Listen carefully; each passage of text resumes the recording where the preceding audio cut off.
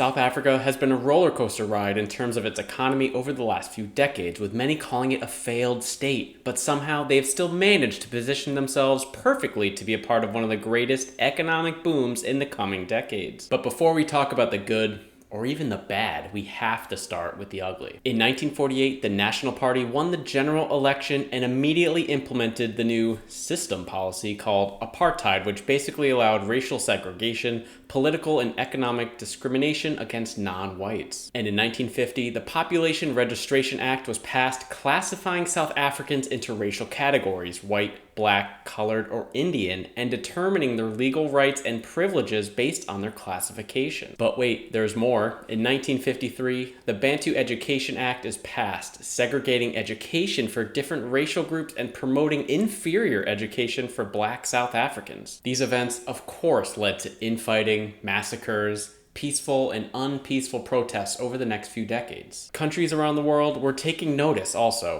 In 1962, the United Nations established the United Nations Special Committee Against Apartheid, calling for imposing economic and other sanctions on South Africa. If UN affiliates disengaged fiscal and trading ties with South Africa, it would, in theory, make it much more challenging for the apartheid government to continue on with its current policy. These potential sanctions were argued frequently within the UN, but at the end of the day, South Africa's major trading partners voted against mandatory sanctions until 1964, when Japan banned all direct investment in South Africa. And it took all the way until mid-1980s, when more Western nations intensified their sanctions on the back of the United States, passing the Comprehensive Anti-Apartheid Act. After feeling squeezed by these sanctions, in 1990, the new South African president, F.W. de Klerk, made steps towards meeting the preconditions of the Anti-Apartheid Act, and U.S. President George Bush Sr. issued an executive order lifting bans against doing business with South Africa. From there, Nelson Mandela was elected president in 1994, and things got off to a great start economically. Inflation went from 15% to 5% when he left office in 1999. Between 1993 and 2010, the percentage of population living on less than $5.50 per day fell from 71% to 61%. Still pretty terrible, but progress was being made. South Africa was given the honor of hosting the 2010 FIFA World Cup, which brought in plenty of foreign investment and tourism, temporarily boosting its economy. But big wins like this were often overshadowed by things like repercussions from the 2008 financial crisis, which decreased the global demand of their exports,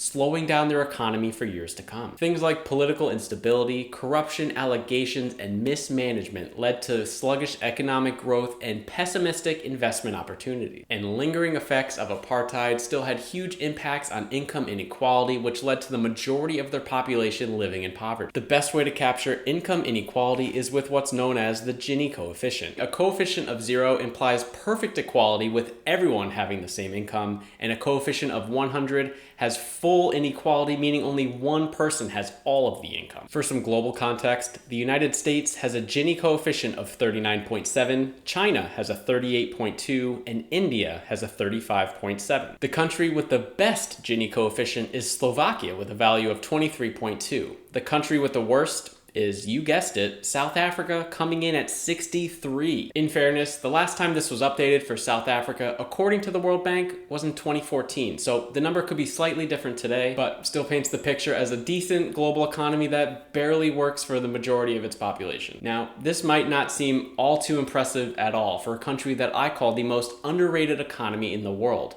However, their global standing was about to change. Because something else happened in 2010, South Africa was invited to join the BRIC bloc, a group of emerging and developing countries led by Brazil, Russia, India, and China. And before we get into how this invitation changed everything for South Africa economically on a global stage, this is the final part of a 5-video series where I go deep into the 5 BRICS members and the relationship with the dollar and the US economy. So once you get to the end of this one, make sure to check out the other videos I made on Brazil, Russia, India, and China, and they're going to be down in the description. So it's 2010, and South Africa is only a couple decades removed from intense population segregation, which doesn't just go away overnight and is still an issue to this day. And having only the 29th largest economy in the world doesn't necessarily sound that impressive, especially only moving up one one spot in the last 20 years. So why were they given the opportunity of their lifetime to become a leader of emerging countries, not only in Africa, but around the world, when clearly they were still working on getting their own stuff in order?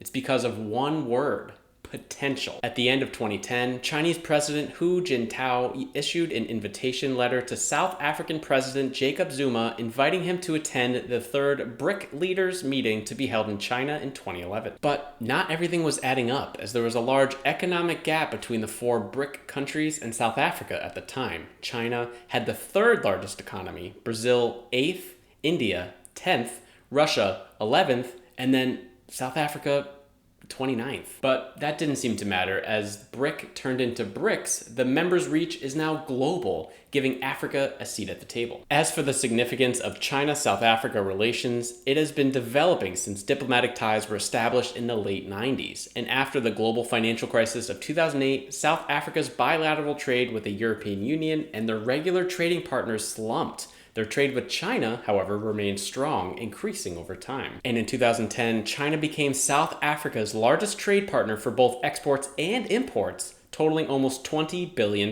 South Africa understood the importance of an alliance with a country like China, who had their own economic boom in the early 2000s, a recipe that South Africa was looking to mimic. This year's BRIC Summit was held in South Africa with a reoccurring theme of Africa being the region of the future in terms of the global economy. After watching and listening to hours of live streams from this year's summit, trust me when I tell you that if you had $1 for every time a world leader said how Africa is the future, or how important Africa is to their own country's success, you would be very rich. With China having the head start of investing in Africa, other countries have been desperately trying to catch up. And Africa right now feels like the undervalued location. Everyone is trying to build infrastructure and just create basic humanitarian services. And now could be the perfect time to strike, as China's economy is wobbling, and the United States is looking to take full advantage. While at the G20 summit in India, Joe Biden has put his hand out with an offer to the global South, basically saying, whatever happens to the China economy, the United States can help fund your development. But there are pros and cons to this approach. The pro, of course, is being able to invest in the region of the world that's ready to explode. With around 1.5 billion people, Africa's trade is growing globally and continentally. First, Africa had a trade surplus in 2022 of 145%, meaning they were exporting more than they were importing. Second, in 2019, the continent created the African Continental Free Trade Area, which was basically an agreement by 54 African nations that basically took down barriers to trade with each other, which they project will get 30 million people out of extreme poverty